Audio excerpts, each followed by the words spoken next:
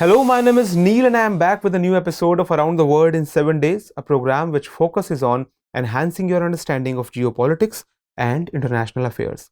Additionally, if you are an UPSC aspirant, today's topic will directly relate to GS Paper 2, subtopic Effects of Policies and Politics of Developed Countries and Developing Countries on India's Interests. So, let's get started. Recently, Iran's President Ibrahim Raisi went on a 3-day visit to China. There, he met his Chinese counterpart Xi Jinping. Both the leaders discussed the partnership for the next 25 years. Although various other things were also discussed between the two, but more than the agenda of the meeting itself got the most attention of analysts of the subject. Actually, the major reason is that in the last 20 years, it is for the first time that an Iranian president visited China. Various questions are being raised after this visit. The first question is, what is brewing up between China and Iran that after 20 years an Iranian president had to visit China? The second question is, after the breakdown of the Iran nuclear deal, the relationship between Iran and America is on the downward slide. In such a situation, is it Iran's trick to pressurize the US? That is why Iran is moving closer to China. Russia and Pakistan are already friends of China. In such a situation, the alliance of these four countries is being seen as an anti-American alliance. Not just this, how China will do a balancing act between Iran and Saudi Arabia, the two rivals in the Gulf, is also a big question because in recent times China has tried to get closer to Saudi as well.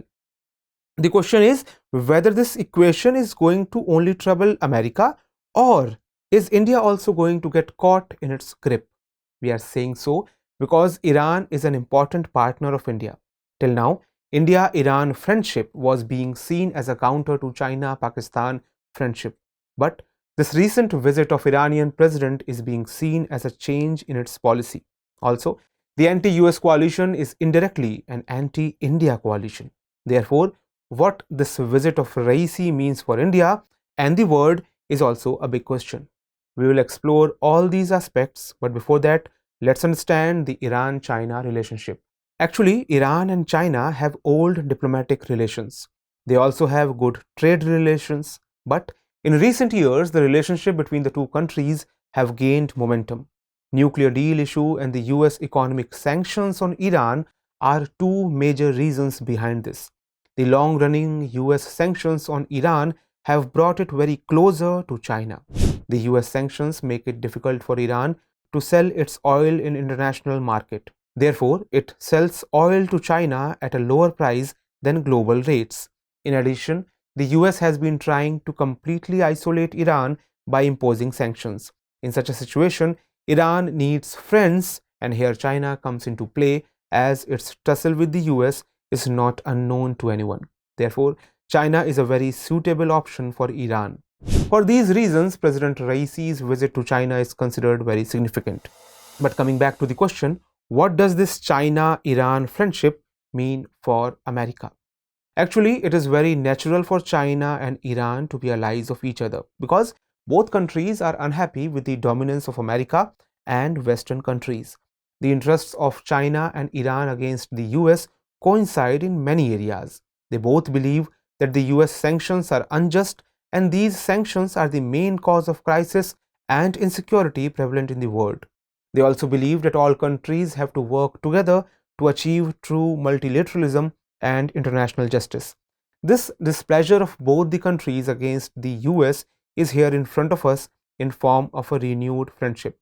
This fact cannot be ignored that Raisi's visit to China has taken place at a time when relations of both these countries with America are going through an extremely rough patch. From trade war to Ukraine crisis to the issue of Taiwan, the enmity between the US and China is increasing. In such a situation, this China-Iran combo is posing a challenge to America.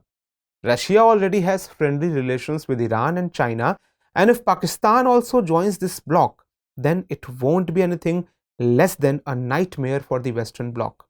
This faction will present a strong challenge to America in all the regions from Indo-Pacific to South Pacific to Middle East. As far as the Middle East is concerned, here China is trying to strengthen its relations with both Iran and Saudi Arabia. China's growing closeness to Saudi Arabia is being seen as its entry in the Gulf and is being considered as a blow to America. The reason is that America is considered very close to Saudi Arabia. However, in recent times, there has been some friction in Saudi-US ties, so China is trying to capitalize on it. But America has also made it clear that when it comes to choosing between Saudi Arabia and Iran, it stands with the Saudis. The interesting thing here is that China is neither against Iran nor Saudi, but both Iran and Saudi are against each other. In such a situation, how China will strike a balance between the two is something to watch.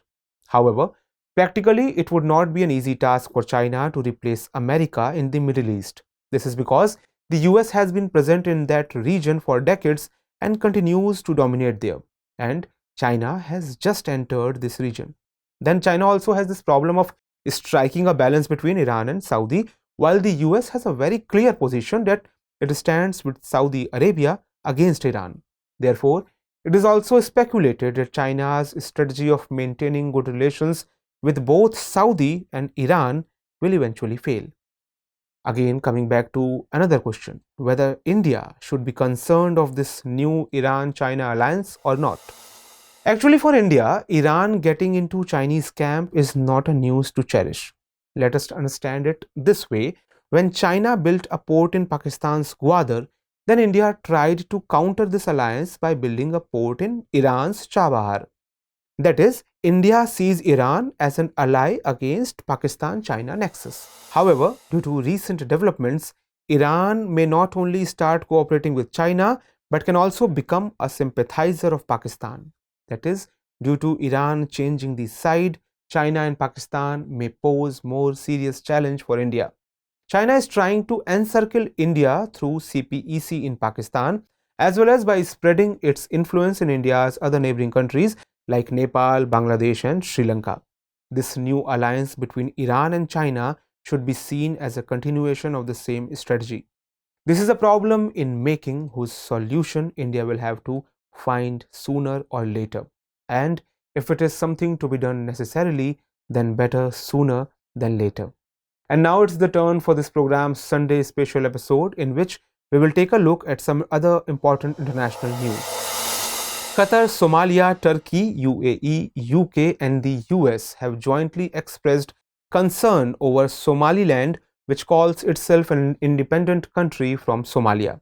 Actually, Somaliland has been in turmoil for the past several months and dozens of people have been killed in the ongoing conflict. In fact, since last year, tensions increased between the Somaliland and the local tribes of the city of Laskanut. The major reason for this is the declaration by the three big states of Somaliland that they want to rejoin Somalia. The region, with a population of around 4.5 million, gained independence from Somalia in 1991. However, the world community has not yet recognized it as an independent country. Bola Tinubu, the national leader of All Progressives Congress Party, has won Nigeria's controversial presidential election. His victory was announced this week by Muhammadu Yakubu, chairman of Nigeria's National Electoral Commission. Tinubu won 8.8 million votes, defeating former colleague Atiku Abubakar and surprise frontrunner Peter Obi.